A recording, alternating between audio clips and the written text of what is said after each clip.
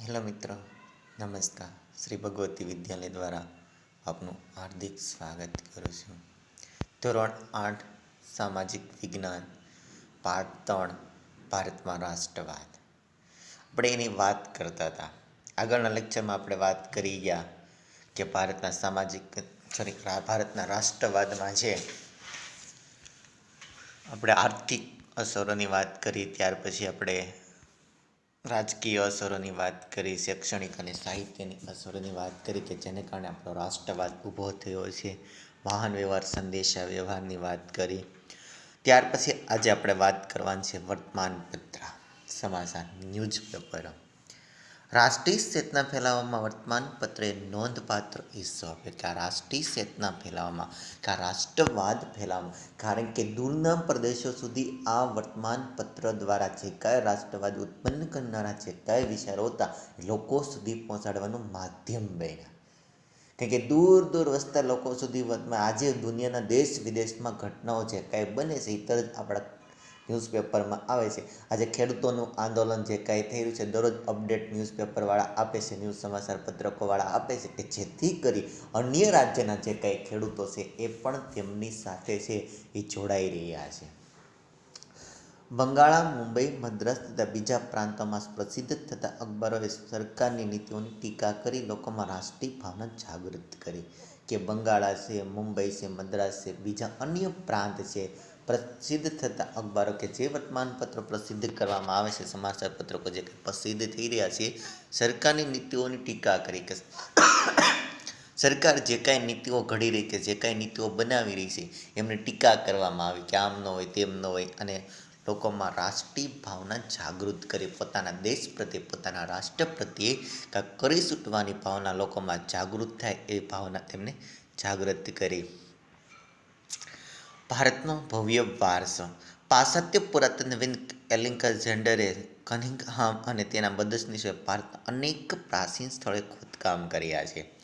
કે દડો છે, હડપ્પીયન સંસ્કૃતિ છે, ધોળાવીરા છે, લોથલ છે, આવા જુદા જુદા સ્થળે પુરાતત્વવિદ દ્વારા છે ઉત્કલન કરવામાં આવ્યું અને આ ખોદકામ દરમિયાન છે અનેક પ્રકારના સ્થળો છે એ પ્રાપ્ત થઈ. એમ ફોર એક્ઝામ્પલ તરીકે આપણે મોહેંજો-દડો છે, સિંધુ ખીણની સંસ્કૃતિ ધરાવતું આ એક સ્થળ, લોથલ છે, ધોળાવીરા છે, ધોળકા છે, આ બધી જ વસ્તુ છે ખોદકામ દરમિયાન છે એ પ્રાપ્ત થઈ છે. આપણા સાંસ્કૃતિક વારસો ભવ્ય છે એમની આપણને ઝાંખી કરાવે છે.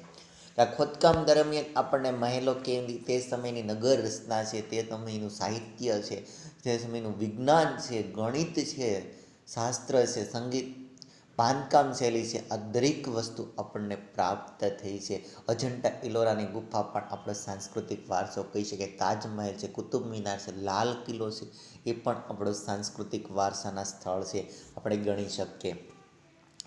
ભારતીય સંસ્કૃતિની ગૌરવગાથાના અનેક અવશેષો શોધી કાઢ્યા. ભગવાનલાલ ઇન્દ્રજી જેવા ભારતીય પુરાતત્વવિદોએ પણ અનેક પુરાણા અવશેષો શોધી ભારતીયોને દેશની સંસ્કૃતિની ભવ્યતાનો ખ્યાલ આપ્યો.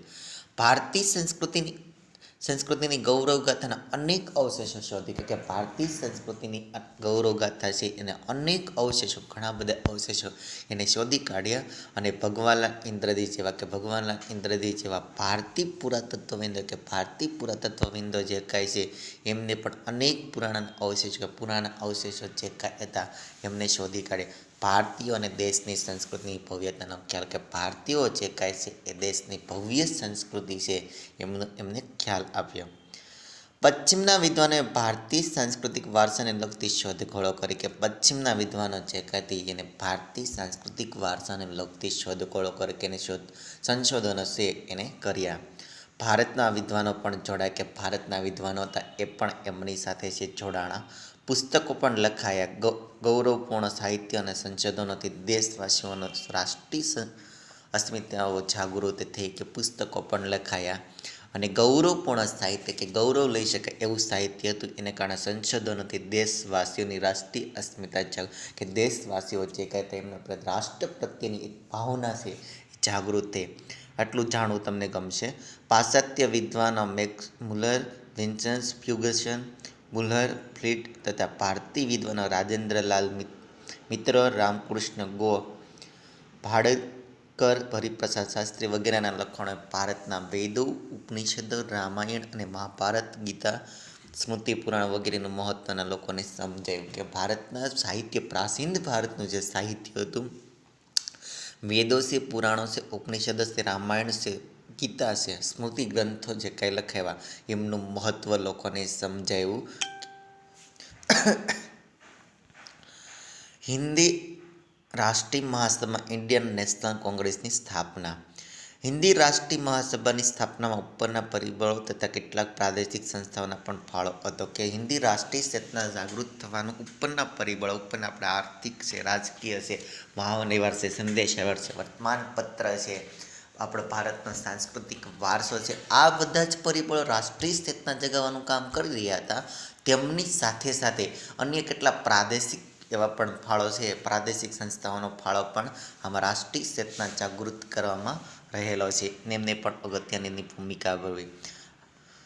હિન્દી રાષ્ટ્રીય મહાસભા અગાઉના પ્રાદેશિક સંગઠન Bengal British East Indian Society Calcutta, Madras Native Sabha Chennai, Madras Indian Association Calcutta, Bombay Association Mumbai, Sarvajanik Sabha Pune આવી જુદી જુદી રાષ્ટ્રીય ચેતના જાગૃત કરવા માટેની હિન્દી રાષ્ટ્રીય મહાસભાઓની અગાઉની પ્રાદેશિક સંગઠન કે અગાઉના પ્રાદેશિક સંગઠનો હતા. અમને હવે પ્રાદેશિક એટલે કે જે તે પ્રાંત પૂરતા સીમિત હતા. મદ્રાસનું હોય તો મદ્રાસ પ્રાંતમાં, કે ચેન્નઈનું મદ્રાસ છે ત્યાં પ્રાંતમાં જ કામ કરતું હતું, કલકત્તાનું કલકત્તામાં જ કામ કરતું હતું. આ રીતે જે પ્રાદેશિક જે તે પ્રદેશ પૂરતા સીમિત કામ કરતા હતા એના માટે હતા. સર એલન આર્કવિયન યુએન નામના નિવૃત્ત અંગ્રેજ અધિકારી ભારત ખાતરી થઈ ચૂકી હતી કે બ્રિટિશ સામ્રાજ્ય ઉપરથી દેખાય એટલું સલામત નથી. સર એલન ઓક્ટેવિયન એમને એવો ખ્યાલ આવ્યો કે નિવૃત્ત અંગ્રેજ અધિકારી હતા અને એમને એવો ખ્યાલ આવી ચૂક્યો હતો કે બ્રિટિશ સામ્રાજ્ય ઉપરથી દેખાય એટલું સલામત નથી, કે જેટલું આપણે બ્રિટિશ સામ્રાજ્યને સખત માનીએ છીએ કે સારું માનીએ છીએ પણ એવું વાસ્તવમાં ખરેખર નથી. તેઓ માનતા હતા કે જનતામાં ફેલાયેલા અસંતોષને ઘટાડવામાં નહીં આવે તો 1857ના સ્વતંત્ર સંગ્રામ જેવી ઘટના ફરીથી પણ બને છે. કે તેઓ માનતા હતા કે જનતામાં ફેલાયેલો અસંતોષ, કે જનતાને અસંતોષ છે કે જેને યોગ્ય પ્રકારનો સંતોષ કે ન્યાય નથી પ્રાપ્ત થયેલો, એટલે અસંતોષની જે ભાવના લોકોમાં રહેલી છે, જો એને ઘટાડવામાં નહીં આવે, એના અસંતોષ દૂર કરવામાં નહીં આવે, કે એમની માગણીઓ સ્વીકારવામાં નહીં આવે, કે એને યોગ્ય પ્રકારનો ન્યાય નહીં આપવામાં આવે તો 1857નો જે પ્રથમ સ્વતંત્રતા સંગ્રામ થયો છે એવી ઘટના ફરી બની શકશે. કે 1857નો સંગ્રામ થયો અને જ્યારે મંગલ પાંડે અને અન્ય સાથીદારી મિત્રોએ જે એમાં ભાગ લીધો, એવી ઘટના જો લોકોનો અસંતોષ છે, આંદોલન કેનાથી ઉત્પન્ન, કારણ કે લોકોની જરૂરિયાત પૂરી ન કરવામાં આવે એટલે લોકો આંદોલનમાં ઉતરે છે. આજે ખેડૂતની માગણી કે 3 બિલ પાસ કરાશે, તે 3 બિલ પાસ કરાવવાના છે કે જેથી કરીને ખેડૂતોને યોગ્ય પ્રકારનું એને જે કાંઈ ઉત્પાદન લઈશે એનું વળતર મળે, એના માટે ખેડૂતો આંદોલન કરી રહ્યા છે.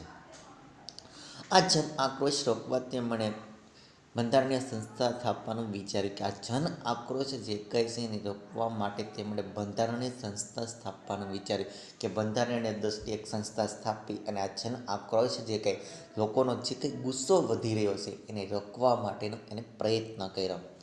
તત્કાલીન વાઇસરોય ડફરીનને સમજાવ્યા નિવૃત્ત અધિકારીના વિચારને વાઇસરોયને પણ ટેકો મળે, કે તત્કાલીન વાઇસરોય ડફરીન હતા તેમને સમજાવ્યા અને આ નિવૃત્ત જે વાઇસરોય હતા તેમનો એને ટેકો પણ મળ્યો, કે એમનો અધિકાર છે સ્વીકારી લેવામાં આવ્યો એમનો વિચારને.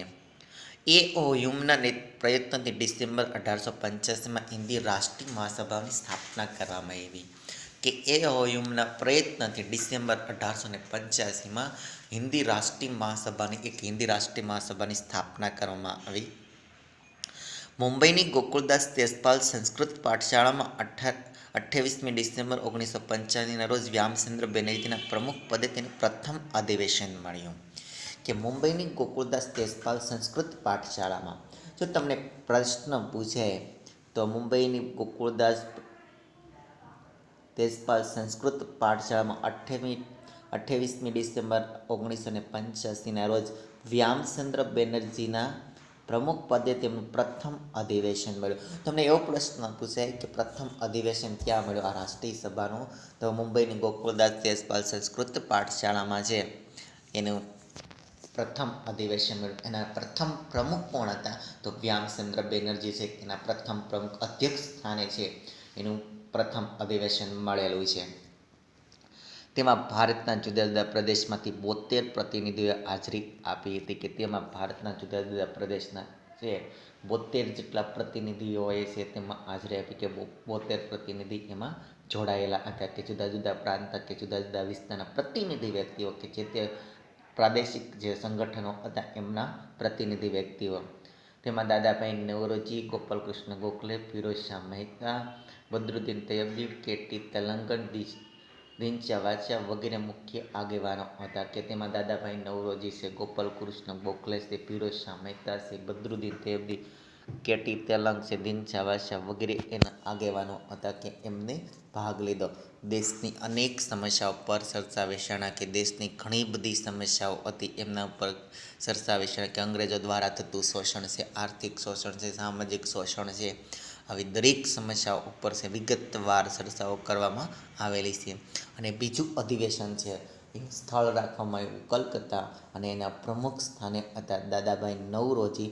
વર્ષ 1986માં મળ્યું અને સભ્ય હતા 432. પહેલામાં કેટલા સભ્ય હતા? તો 72 સભ્ય હતા. 1985માં મળ્યું. મુંબઈની તેજપાલ સંસ્કૃત પાઠશાળામાં એનું અધિવેશન મળ્યું. એના પ્રથમ અધ્યક્ષ હતા વ્યામચંદ્ર. ત્રીજું છે એ મદ્રાસમાં મળ્યું. બદરુદ્દીન તૈયબી 1887માં મળ્યું અને એના સભ્ય સંખ્યા હતી 607ની સભ્ય સંખ્યા હતી. મહાસભાની પ્રથમ તબક્કાની કામગીરી કે મહાસત્તા રાષ્ટ્રીય મહાસભાની હિન્દી રાષ્ટ્રીય મહાસત્તાની સ્થાપના કરવામાં આવી. એમાં પ્રથમ તબક્કાની કામ 1985થી લઈ અને 1905 સુધી આ કાર્ય. મહાસભાની પ્રથમ તબક્કાની કામગીરી બંધારણીય હતી. કે મહાસભાની પ્રથમ તબક્કાની કામગીરી છે બંધારણ એટલે કે બંધારણ પ્રમાણે કામ કરવું, કે બંધારણ સાથે સુસંગત રહીને કામ કરવું, કે બંધારણના નિયમોને આધીન રહી કામ કરવું, કે બંધારણના નિયમોનું પાલન કરાવવું એમની કામગીરી હતી. મહાસભાએ સરકાર સમક્ષ રાજકીય હકો, આર્થિક અને સામાજિક વિકાસ, શૈક્ષણિક પ્રગતિ માટે કરેલી માગણીઓને અંગ્રેજ સરકારે અવગણી હતી. કે મહાસભાએ સરકાર સમક્ષ રાજકીય હકો, રાજકીય જે હક મળવા જોઈએ, આર્થિક અને સામાજિક વિકાસ, કે રાજકીય દરેક વ્યક્તિને રાજકીય હક સરખો મળવો જોઈએ.